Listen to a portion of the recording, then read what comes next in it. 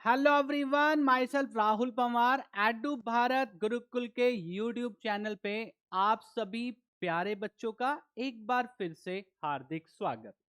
आज की वीडियो बहुत ही शानदार वीडियो। क्यों? क्योंकि नस्ट इक्वेशन के बारे में बात करेंगे। नस्ट इक्वेशन के बारे में बात करेंगे। नस्ट इक्वेशन वाला जो फॉर्मूला है उससे रिलेटेड टोटल 4 फॉर्मूले हैं। ठीक है, और चारों फॉर्मूले इतने इंपॉर्टेंट हैं कि बोर्ड एग्जाम हो चाहे आपका कॉम्पिटिटिव एग्जाम हो, नीट जी, वहां हर बार क्वेश्चन आता है। ये 4 फॉर्मूले कर लेंगे, इन पे क्वेश्चंस कर लेंगे, क्वेश्चंस भी कराऊंगा, हर एक फॉर्मूले पे क्वेश्चन कराऊंगा इस ही वीडियो में।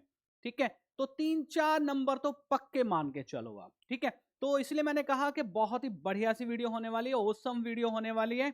आप देखो, नास्ट इक्वेशन समझो, इक्विलिब्रियम कांस्टेंट का फॉर्मूला क्या होता है, गिब्स फ्री एनर्जी चेंज का फॉर्मूला क्या होता है, इनके आपस में रिलेशन क्या होते हैं, ये सारी बातें यहां पे करेंगे। पहले फॉर्मूला डेराइव करेंगे और उसके बाद इस पे न्यूमेरिकल क्वेश्चंस करेंगे। ठीक है बेटा, तो डटे रहिए, जमे रहिए और नस्ट इक्वेशन पे देखिए फॉर्मूला किस तरह बनता है। सबसे पहले आप समझो, बिल्कुल ऐसी बातें समझा के चलूंगा कि आपको समझने में नस्ट इक्वेशन या जो इक्विलिब्रियम कांस्टेंट है, गिब्स फ्री एनर्जी चेंज जो फॉर्मूला है, वो उसको समझने में कोई प्रॉब्लम नहीं आएगी।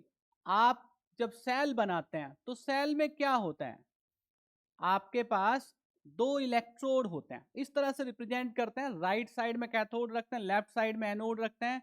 तो यहां मैंने आपका एनोड रख दिया और बिट्टा यहां कैथोड रख दिया। अभी मैंने स्पेसिफिक नहीं किया, कोई इक्वेशन नहीं लिखी, आप देखते रहो। ठीक है, जब ये एनोड है तो बिट्टा इसका इलेक्ट्रोड पोटेंशियल होगा, और वो इलेक्ट्रोड पोटेंशियल स्टैंडर्ड कंडीशन में तो स्टैंडर्ड इलेक्ट्रोड पोटेंशियल होगा। ठीक है, यहां भी कैथोड का स्टैंडर्ड इलेक्ट्रोड पोटेंशियल। तो जब हमें इलेक्ट्रोड्स के, दोनों इलेक्ट्रोड्स के स्टैंडर्ड इलेक्ट्रोड पोटेंशियल पता होते हैं, तो सेल का स्टैंडर्ड पोटेंशियल, जिसको हम ई नॉट सेल कहते हैं, कैसे निकालते हैं भाई? हम कहते हैं कि जो ई नॉट आर है, यानी कि राइट साइड में जो इलेक्ट्रोड है उसके इलेक्ट्रोड पोटेंशियल से लेफ्ट साइड में जो इलेक्ट्रोड रखा है उसके इलेक्ट्रोड पोटेंशियल को माइनस कर देते हैं। ध्यान रखना है, दोनों इलेक्ट्रोड पोटेंशियल रिडक्शन पोटेंशियल की फॉर्म में होने चाहिए। ठीक है, ये तो सीख लिया होगा, नहीं तो यहां सीख लो, रिडक्शन पोटेंशियल है दोनों। अब राइट साइड में क्या है, कैथोड है, तो इसको हम लिख सकते हैं कि E nought cathode minus E nought anode.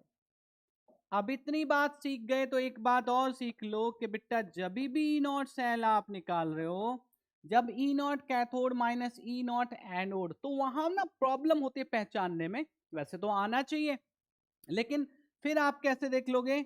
आप देख लोगे जो बड़ी वैल्यू है, bigger value, E nought bigger minus E nought smaller, ये आप देख लो।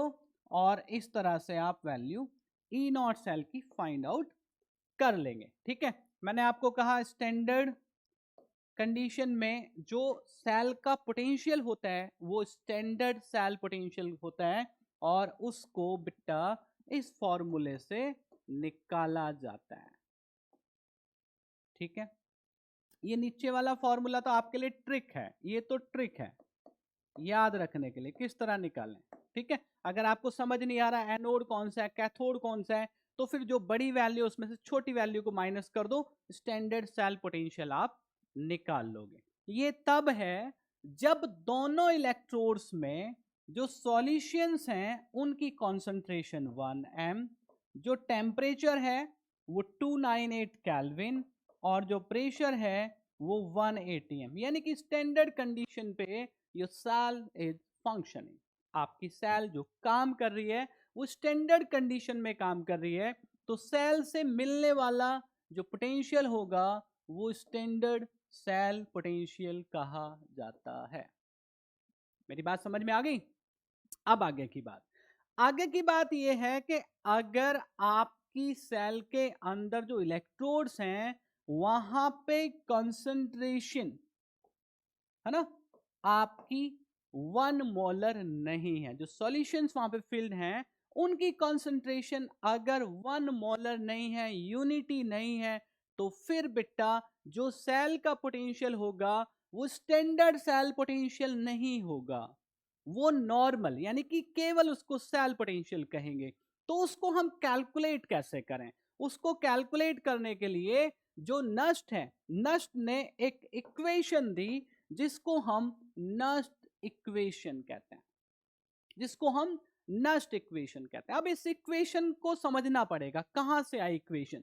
तो ये जो सेल हमारी है, इस सेल के लिए एक रिएक्शन यहां पे हम कंसीडर कर लेते हैं। ठीक है, ये सपोज एक जो सेल है वहां पे रिएक्शन हो रही है। ठीक है, ये सेल रिएक्शन है, ऐसे जनरल लिख दिया एक। तो जो नस्ट इक्वेशन होगी वो क्या होगी? Nernst equation E cell equals E not cell minus 2.303 RT over NF log of, यहां रहेगी प्रोडक्ट की कॉन्सेंट्रेशन। ठीक है, न्यूमरेटर में प्रोडक्ट की कॉन्सेंट्रेशन लाइक दिस, और डिनोमिनेटर में रिएक्टेंट्स की कॉन्सेंट्रेशन। समझ गए? तो ये इस जनरल इक्वेशन के लिए, जनरल रिएक्शन के लिए जो सेल रिएक्शन हमने लिखी, तो यहां पे इसकी जगह आप क्या लिख सकते हो? यहां पे आप इसकी जगह लिख सकते हो कि जो ऊपर है यानी कि न्यूमरेटर में है वो प्रोडक्ट की कॉन्सेंट्रेशन लिखेंगे आप, और डिनोमिनेटर में रिएक्टेंट की कॉन्सेंट्रेशन आप लिखेंगे। ठीक है, तो इसको उठा के अब ये रख देते हैं। तो ये बेटा इस तरह से आपका फॉर्मूला हो जाएगा, इससे ज्यादा समझ में आएगा आपको, देखना आप, इससे आपको ज्यादा समझ में आएगा, फिर आप रिएक्शन में, सेल रिएक्शन में कंफ्यूज नहीं होगे। तो ये आपकी नस्ट इक्वेशन बन जाती है जिसको आप बहुत अच्छे से समझ सकते हैं, प्रोडक्ट ओवर रिएक्टेंट। ठीक है, ये फॉर्मूले देख लो पहले, फिर न्यूमेरिकल करेंगे तो ज्यादा चीजें समझ में आ जाएंगी। ठीक है बेटा, ये बात समझ में आ गई आपको? ये है नस्ट इक्वेशन। इतनी रिएक्शन, ये इक्वेशन आपको ध्यान करनी होगी। ठीक है, याद रखनी होगी। ये है आपकी नस्ट इक्वेशन, समझ गए? ये कब होगी? जब आपके पास जो सेल है उसमें जो इलेक्ट्रोड्स लगे हुए हैं, वहां उन इलेक्ट्रोड्स में जो सॉल्यूशन फिल्ड हैं उनकी कॉन्सेंट्रेशन 1 मोलर नहीं है। ठीक है, समझ आ गई बात? उनकी कॉन्सेंट्रेशन 1 मोलर नहीं है, तब हम ये यूज करेंगे। ठीक है, अब देखो ये रिएक्शन हो रही है, ये रिएक्शन हो रही है। अब अगर रिएक्शन होते होते, सेल काम करते करते वहां पे इक्विलिब्रियम स्टैब्लिश हो जाता है, इक्विलिब्रियम स्टैब्लिश हो जाता है, तो उस टाइम पे क्योंकि रिवर्सिबल रिएक्शन हो जाएगी, इक्विलिब्रियम स्टैब्लिश हो गया, तो उस टाइम पे जो ई सेल होगा वो बेटा आपका 0 हो जाएगा, क्योंकि जितना प्रोसेस फॉरवर्ड डायरेक्शन में उतना प्रोसेस उसी स्पीड से बैकवर्ड डायरेक्शन में, सेल कोई करंट आपको नहीं देगी, तो ई सेल बिकम्स 0। जब आप इसको 0 रखेंगे तो ये वाला जो पोर्शन है, ये वाला, ठीक है ना, ये वाला पोर्शन यानी कि जो प्रोडक्ट की कॉन्सेंट्रेशन ओवर रिएक्टेंट की कॉन्सेंट्रेशन, इनका जो रेशो है ये बेटा इक्विलिब्रियम कांस्टेंट के इक्वल हो जाएगा, जिसको हम केसी लिखते हैं। इतनी बात तो समझ में आ रही होगी ना, इक्विलिब्रियम कांस्टेंट। तो फिर क्या बनेगी आपकी इक्वेशन? देखो आप, ये बन जाएगी आपकी, ये केसी लिख देंगे आप। किसको केसी लिख देंगे भाई? इसको, ये जो पोर्शन है, ये जो पोर्शन है इसको आप केसी लिख देंगे। ठीक है, ई सेल आपका 0 हो गया, तो ये बना आपका 0 equals E not cell minus 2.303 RT over NF log of KC। ठीक है, हाँ जी, ठीक है, ये लॉग KC हो गया। अब यहां पे ये 0 है, ई नॉट सेल को इधर ले आएंगे तो इक्वेशन क्या बनेगी? इक्वेशन बनेगी आपकी ये, ई नॉट सेल इक्वल्स 2.303 या 2.303 over 2.303 RT over NF log of KC। अब ये देखो, ये एक फॉर्मूला बन गया जिस फॉर्मूले में आपका ई नॉट सेल का रिलेशन इक्विलिब्रियम कांस्टेंट के साथ है। ठीक है, अब इसको मैं हटा देता हूं, दो फॉर्मूले बन गए। मैं मेन फोकस इस वीडियो में जो कर रहा हूं, मैंने आपको बताया था वो जो 4 फॉर्मूले हैं उस पे मेन फोकस करना है और क्वेश्चंस करने सीखने हैं किस तरह से। लेकिन मैं यहां ये भी सिखाऊंगा आपको फॉर्मूले आए कहां से हैं। ठीक है, फॉर्मूले आए कहां से। अब इसमें थोड़ी थोड़ी चीजें सीख लेते हैं। देखो ई सेल हमको पता है सेल पोटेंशियल है, E not cell standard cell potential है, 2.303 एक नंबर है। जब लॉग ई बेस पे होता है और उसको 10 बेस में कन्वर्ट करना होता है तो फिर 2.303 से मल्टीप्लाई कर देते हैं। ठीक है, ये पता होगा, नहीं तो जब क्वेश्चन करेंगे वहां पे आ जाएंगी चीजें। अब आर क्या है? आर आइडियल गैस कांस्टेंट है जिसकी value 8.314 joule kelvin inverse mole inverse होती है। टी क्या है? टी एब्सोल्यूट टेम्परेचर, और जो कि हमारा रूम टेम्परेचर होता है 298 केल्विन। एन क्या है? जो ये रिएक्शन हो रही है सेल रिएक्शन, इसमें नंबर ऑफ इलेक्ट्रॉन्स कितने इन्वॉल्व है। जैसे मैं आपको एग्जांपल से समझाऊं, ये बेटा एक इक्वेशन ऐसी होती है जिसको हम बहुत अच्छे से जानते हैं, डैनियल सेल की रिएक्शन है। तो यहां पे अगर आप जानते हैं, नहीं जानते तो समझ लो। देखो, 2 इलेक्ट्रॉन जिंक ने लूज किए, ऑक्सीडाइज हुआ। कॉपर आयन ने 2 इलेक्ट्रॉन गेन किए, रिड्यूस हुआ। तो यहां पे जो इलेक्ट्रॉन्स इन्वॉल्व हैं वो n इक्वल्स 2 है। यानी कि ये n की वैल्यू ना, यहां से जो आपकी रिडॉक्स रिएक्शन है वहां कितने इलेक्ट्रॉन्स इन्वॉल्व हैं वहां से आएगी। तो n जो हो गया आपका number of electrons involve in the redox reaction जो सेल आपकी है। F क्या है भाई? F है आपका फैराडे कांस्टेंट जिसकी value 96500 coulomb mole inverse. 1 mole of electrons पे चार्ज जो होता है 1 फैराडे होता है जिसकी वैल्यू 96500 होती है, जो कि फैराडे कांस्टेंट कहा जाता है। इतनी बात समझ में आ रही है? अब देखो यहां पे ये नंबर फिक्स है, ये R की वैल्यू फिक्स है, T की वैल्यू फिक्स है, F की वैल्यू फिक्स है। N वैरी करेगा। जो सेल होगी उसमें जो रिएक्शन होगी वहां रिडॉक्स रिएक्शन कौन सी होती है, नंबर ऑफ इलेक्ट्रॉन्स कितने इन्वॉल्व हैं, N वैरी करेगा। तो फिर इनको हम वैल्यू को फिक्स कर देते हैं। ठीक है, जो ये वैल्यू है, ये वैल्यू, ये वैल्यू, ये वैल्यू रख के एक वैल्यू निकाल लेते हैं। तो यहां पे मैं आपको बता दूं E not cell equals 2.303 RT over NF। N को एज इट इज रखो, तो जब आप इसको सिंप्लीफाई करते हो तो ये बेटा इस तरह से आता है। ठीक है ना, ये इतनी वैल्यू, ये आपकी 0.0591 हो गई। N हमने एज इट इज रखा, ये लॉग केसी। यही वैल्यू आप यहां भी यूज करेंगे नेक्स्ट इक्वेशन में भी। अब देखो दोनों तरह से फॉर्मूला आना चाहिए आपको। सर 0.0591 से तो सिंपल हो गया फॉर्मूला, लेकिन बेटा दूसरे फॉर्मूले निकालेंगे तो वहां पे जरूरत पड़ेगी इस वैल्यू। ठीक है, अब ये वाली बात भी समझ लो आप, है ना। आर क्या है, टी क्या है, एन क्या है, एफ क्या है, ये मैंने वैल्यू यहां सब्स्टिट्यूट कर दी। दो फॉर्मूले हो गए, ये वाला फॉर्मूला। अब आप इसको कहो या इसको कहो, बात एक ही है। ठीक है, इसको कहो या इसको कहो। अब मैंने यहां सिंप्लीफाई करके आपको ये फॉर्मूला बता दिया। अब एक बात और सुनो ध्यान से। अब मैंने आपको कहा जो नेक्स्ट इक्वेशन है उसमें भी 2.303 आर टी और एफ है। इनकी वैल्यू को भी आप जब रख देंगे यहां पे तो इसकी जगह पे आप 0.0591 यूज कर सकते हैं, like this.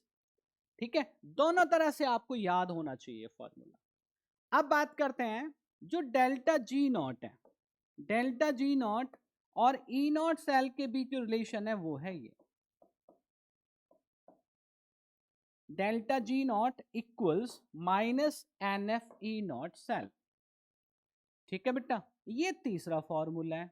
Delta G not क्या होता है? ये वर्क डन होता है, यानी कि जो सेल हमारी काम कर रही है उससे हम कितना वर्क ले सकते हैं, ठीक है ना। डेल्टा जी की वैल्यू उसको बताती है। समझ गए? तो कितने फॉर्मूले हो गए? Formula number 1, formula number 2, formula number 3। अब एक फॉर्मूला और बचा। अब देखो यहां पे ये ई नॉट सेल है ना, ये ई नॉट सेल, ठीक है। और यहां एन, तो एक फॉर्मूला मैंने इससे पहले जो लिखा था वही लिख देता हूं। तो यहां इस फॉर्मूले को आप ऐसे कर लो। अब बाकी इससे भी हो जाएगा लेकिन थोड़ा सा आसान कर दूं। ई नॉट सेल इक्वल्स क्या बना था भाई? ये बना था ना 2.303 R T over N F, और क्या बना? लॉग के सी, ठीक है। आप देखो यहां से और यहां इन दोनों इक्वेशन को सिंप्लीफाई करेंगे। कैसे सिंप्लीफाई करेंगे समझो। ई नॉट सेल में एन एफ यहां मल्टीप्लाई करेंगे तो ये बेटा इस तरह से आ जाएगा N F E not cell equals, है ना, ये एन एफ उठ के इधर चला गया तो क्या बचा? ये आपके पास आया 2.303 आर टी लॉग के सी। मैंने आपको कहा ना, देखो इस तरह से भी आना चाहिए आपको, इस तरह से भी आना चाहिए। जब आपको जरूरत होगी भी सिंपल करके लिखना है, ये लिख दो। लेकिन जब आपको जरूरत हो इस तरह से कहीं चेंज करने की तो फिर आपको ये फॉर्मूला भी आना चाहिए कि यहाँ पे 2.303 R T over N F है और हमने 2.303 R T over F N छोड़ दिया मैंने, उसको हम 0.0591 लिख सकते हैं। अब देखो इसकी जरूरत कैसे पड़ी, ये देखो आप यहाँ N F E not cell है, ये N F E not cell की वैल्यू ये है, देखो ध्यान से। तो N F E not cell की जगह उठा के हम क्या रख देंगे? ये रख देंगे। तो ये बना delta G naught equals minus N F E not cell की वैल्यू ये 2.303 R T log of K C. ये फोर्थ वन फॉर्मूला है, फोर्थ वन। अब आप समझो, देखो ये तो हो गई आपकी नास्ट इक्वेशन बेटा, एक। दूसरा, ये ई नॉट सेल और इक्विलिब्रियम कांस्टेंट के बीच रिलेशन हो गया, दूसरा फॉर्मूला। तीसरे में डेल्टा जी नॉट और ई नॉट सेल के बीच रिलेशन हो गया, ठीक है, देखो ध्यान से। और फोर्थ में डेल्टा जी नॉट और इक्विलिब्रियम कांस्टेंट के बीच रिलेशन है। ये delta G naught E not cell के बीच रिलेशन है, ये डेल्टा जी नॉट लॉग के सी यानी के सी इक्विलिब्रियम कांस्टेंट जो है वहां रिलेशन है। समझ गए आप? और ये ई नॉट सेल और इक्विलिब्रियम कांस्टेंट। तो इस तरह से ये चार फॉर्मूला, कई बार ये भी यूज हो जाता है लेकिन ये आया कहां से? ये यही तो है, ये वाला फॉर्मूला ही तो है ये फॉर्मूला और ये फॉर्मूला एक ही है, तो इसको अलग नाम नहीं देंगे। तो ये चार फॉर्मूले हैं जो बहुत इंपॉर्टेंट है, नस्ट इक्वेशन बेस्ड है, क्वेश्चन में यूज होते हैं, ठीक है। तो आगे बढ़े, बात समझ में आ गई?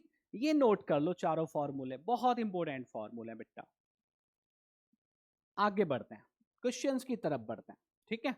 ये देखो आपका एक क्वेश्चन है, क्वेश्चन जरूर करने हैं, नस्ट इक्वेशन पे क्वेश्चन जरूर करने हैं, हर तरह का क्वेश्चन करके जाना है क्योंकि क्वेश्चन तो नस्ट इक्वेशन पे आना ही आना है, ठीक है। 102% आना है, ये बात तो आप नोट कर लो, मेरी डायरी में नोट करके और वहां मेरे सिग्नेचर ले लो। नस्ट इक्वेशन पे क्वेश्चन आपको मिलेगा ही मिलेगा, अब चारों फॉर्मूले में किस भी मिल जाए।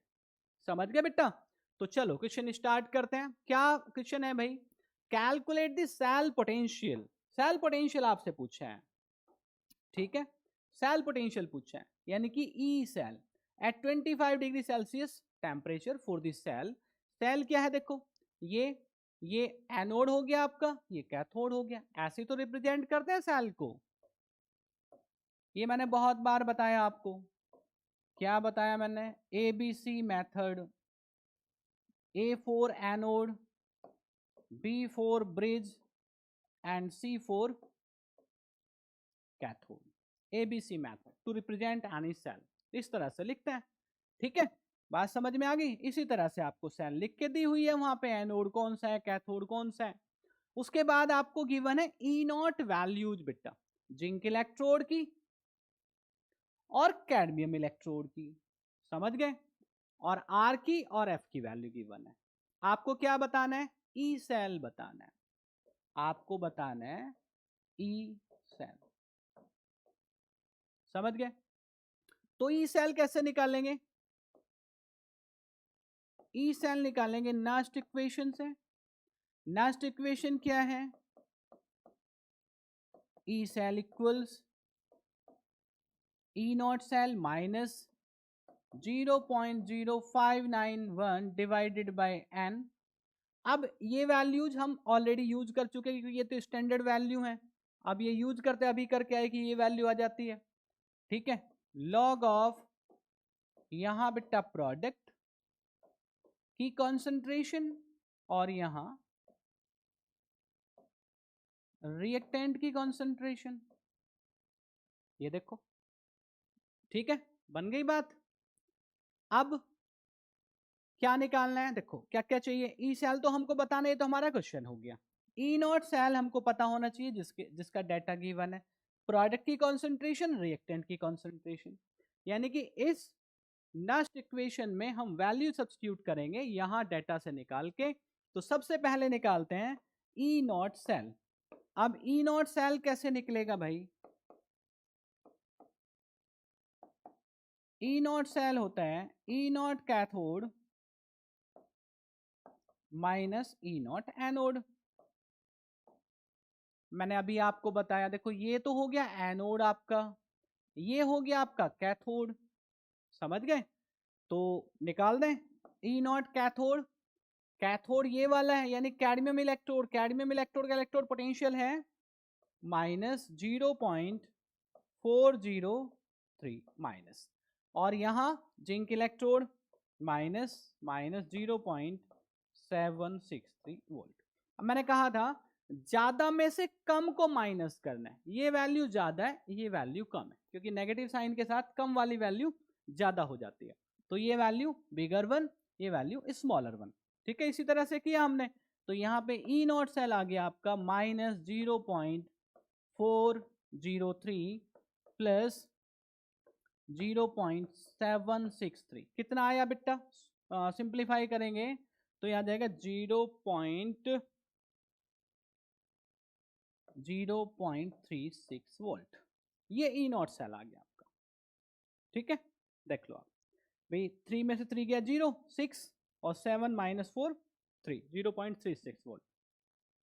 तो हमने क्या करना है भाई? ई नॉट सेल यहां लिख के रख लेना है।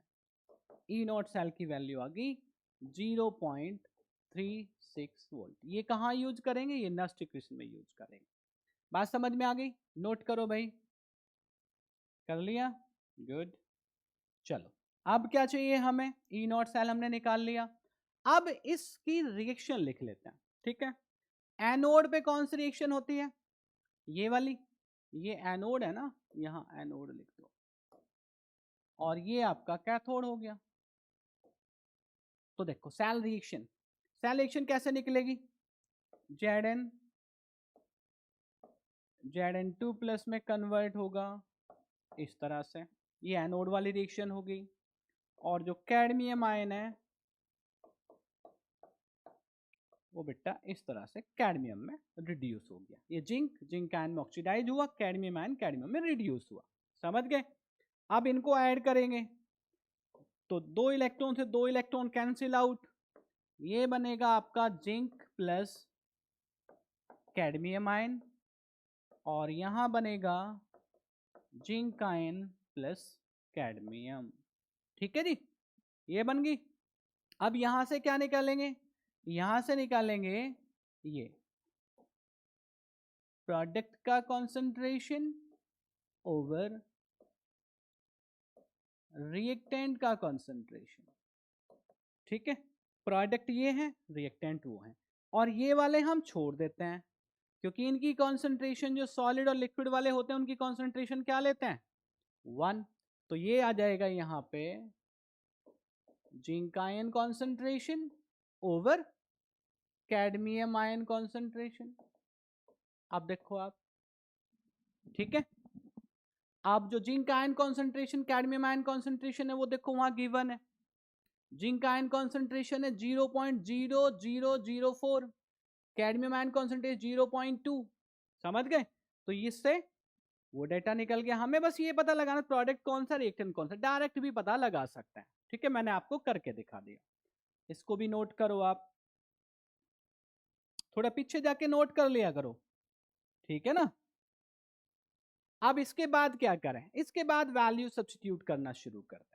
तो ये आया आपका E cell equals E not cell कितना बिट्टा 0.36 माइनस 0.0591 डिवाइडेड बाय एन की वैल्यू क्या, अभी जो इक्वेशन लिखी थी, रिएक्शन बनाई थी, वो 2 है, देखो यहाँ +2, दो इलेक्ट्रॉन से कैंसिल आउट किए थे ना, तो 2 मैं बताना भूल गया उस टाइम पे, लेकिन एन की वैल्यू 2 आएगी। आप जो आपने नोट किया वहां पे लिखो जिंक आयन कॉन्सेंट्रेशन,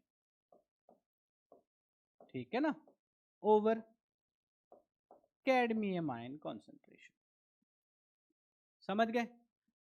अब बेटा जो यहाँ पे zinc ion concentration cadmium ion concentration है, उसकी वैल्यू आप यहां से रख दो, तो ये बन जाएगा आपका ई सेल इक्वल्स 0.36 माइनस 2 से जब इसको डिवाइड करेंगे तो ये आएगा 0.0295 log of zinc ion concentration 0.0004 divided by cadmium ion concentration 0.2, ठीक है। अब इसको सिंप्लीफाई कर लें थोड़ा सा, तो इसको उठा के एज इट इज मैं आगे लिख लेता हूं, तो ये आ गया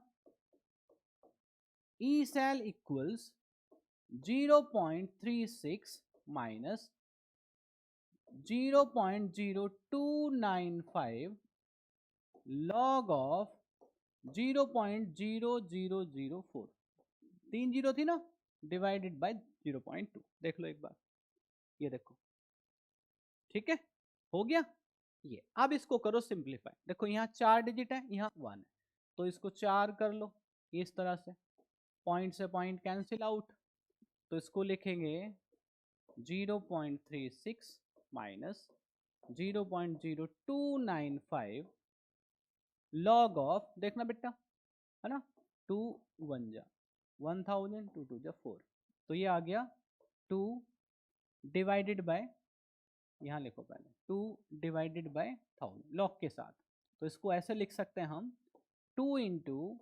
10⁻⁻3, ठीक है। अब कैसे लिखें, अब ऐसे लिखो 0.36, पूरा सिंप्लीफाई करना सीख लो, 0.295 log of 2 plus log of 10⁻⁻3, ठीक है।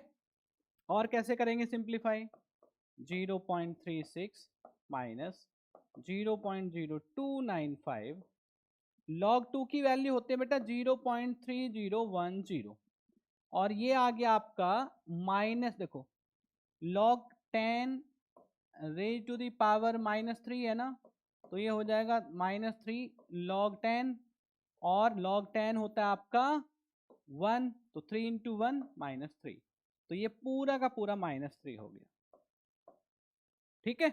बस अब इसको सिंप्लीफाई करना है, जो ई सेल की आपकी वैल्यू आएगी, ठीक है, कर लेंगे आप। यहां बस मैं डायरेक्ट आंसर लिख देता हूं, तो बेटा सिंप्लीफाई करने पे ये आएगा 0.44 वोल्ट, ये मैंने करके लिख दिया, आप इसको कर सकते हैं, ठीक है। तो ई सेल ये आ गया जो आपको डेटा गिवन था उसके बेसिस पे।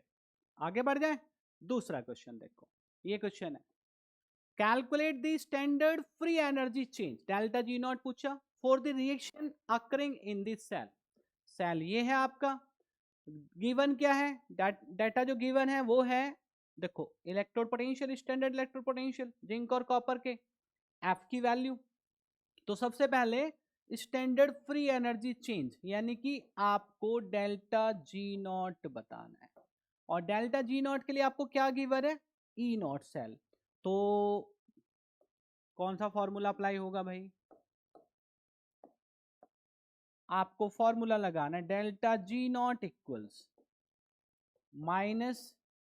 -NF ई नॉट सेल, देखो फॉर्मूला जो डेटा गिवन होगा ना उसके अकॉर्डिंग यूज करेंगे, ठीक है, देख लो। अब एफ की वैल्यू आपको पता है, ई नॉट सेल आप यहां से निकाल लेंगे।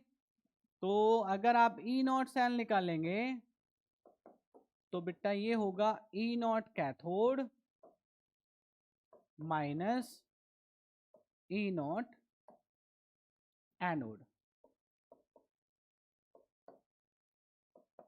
ई नॉट कैथोड कौन सा होगा?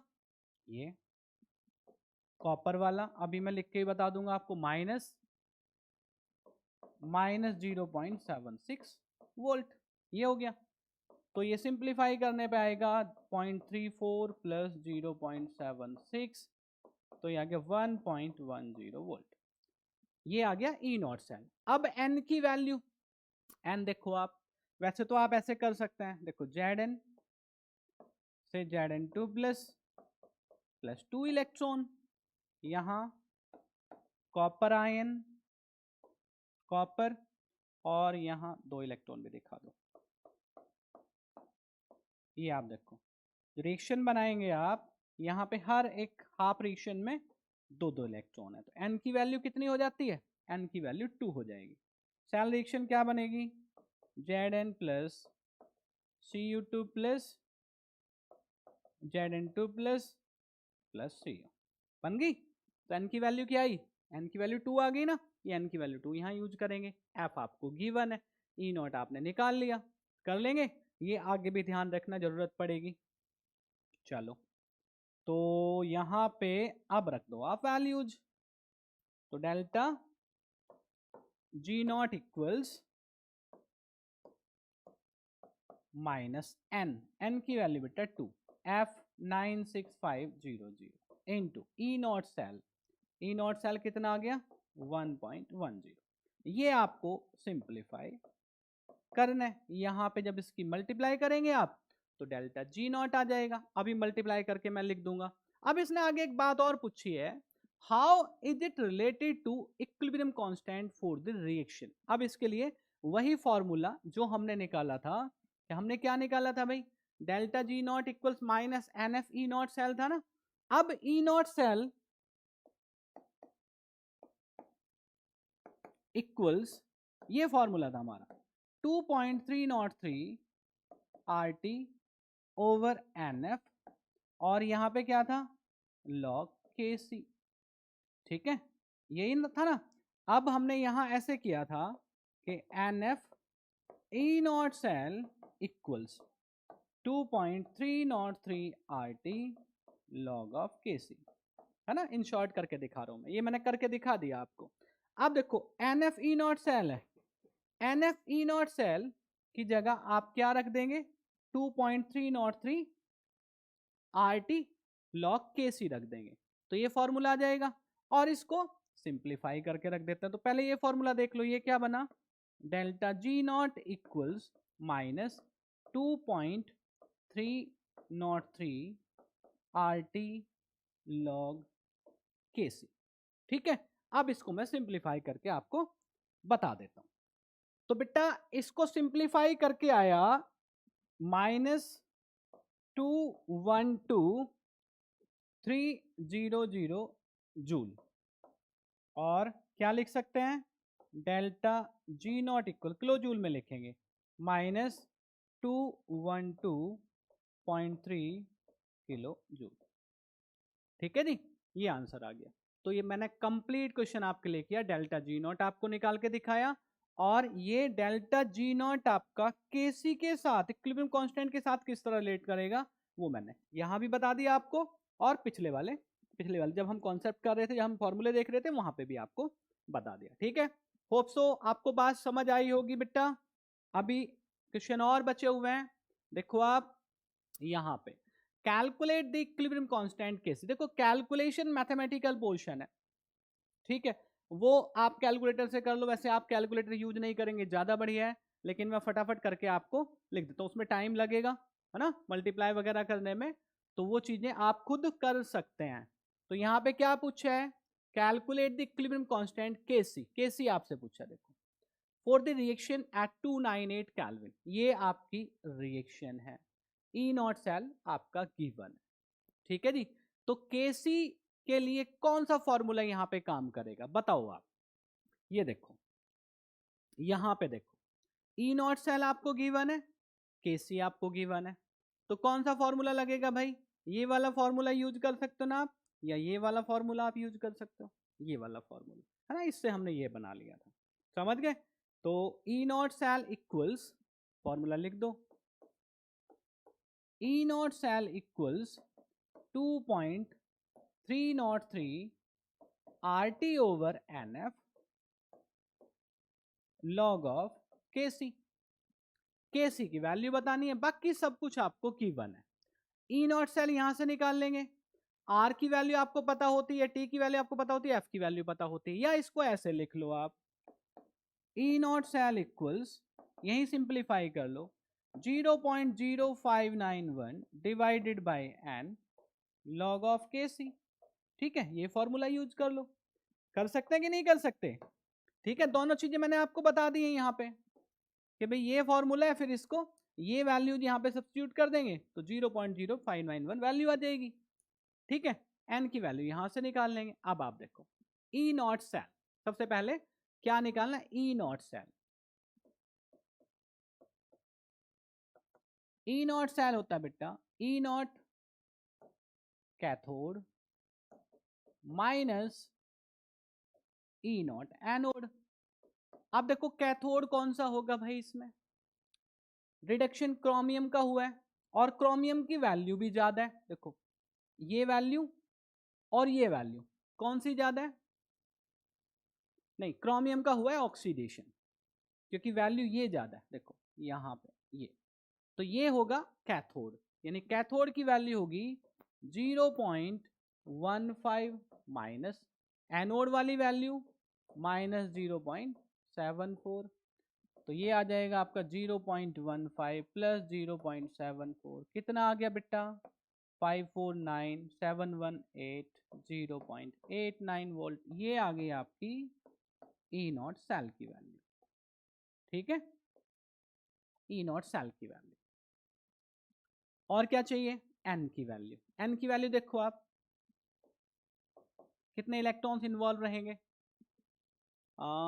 ये रहेंगे 3 2 जा 6, 3 2 जा 6, 3 4 जा 12, 6 रह गया, 2 3 जा 6, एन की वैल्यू 6 निकाल लेंगे इलेक्ट्रॉन्स।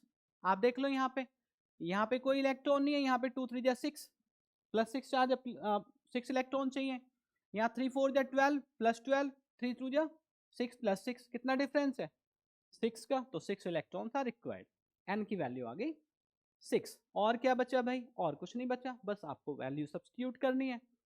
तो रख दें इस वाले फॉर्मूले में।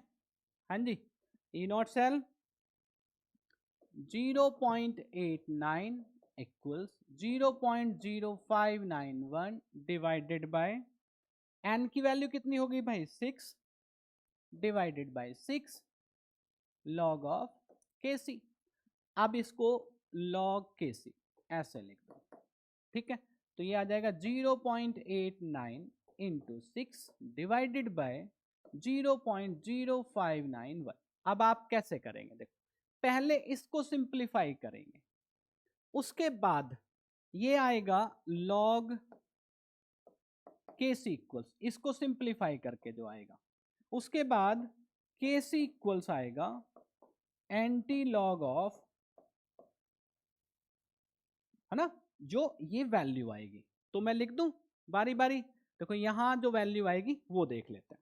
तो ये बेटा आएगी वैल्यू, यहां इसको सिंप्लीफाई करके 90.355।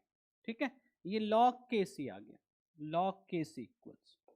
अब हमें चाहिए केसी, तो केसी के लिए लॉग को इधर लेके जाएंगे, एंटी लॉग हो गया, तो एंटी लॉग ऑफ 90.355।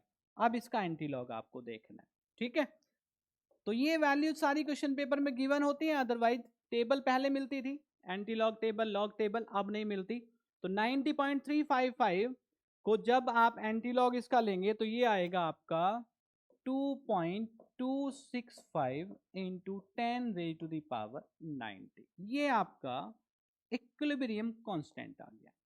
ठीक है, जब एंटीलॉग लेंगे आप इस वैल्यू का तो बेटा ये आएगा, आप एंटीलॉग टेबल में देख सकते हैं, अपने लेवल पे आप चेक कर लेंगे, तो 2.265 इंटू 10⁻⁹ ये आपका इस रिएक्शन के लिए, इस सेल के लिए इक्विलिब्रियम कांस्टेंट आ जाता है। ठीक है, तो नस्ट इक्वेशन वाले फॉर्मूले और उस पे क्वेश्चन, न्यूमेरिकल क्वेश्चन। बेटा और भी क्वेश्चंस आपको करके जाने हैं, क्योंकि जब तक आप प्रैक्टिस नहीं करेंगे तब तक टॉपिक आपका पक्का नहीं होगा, है ना।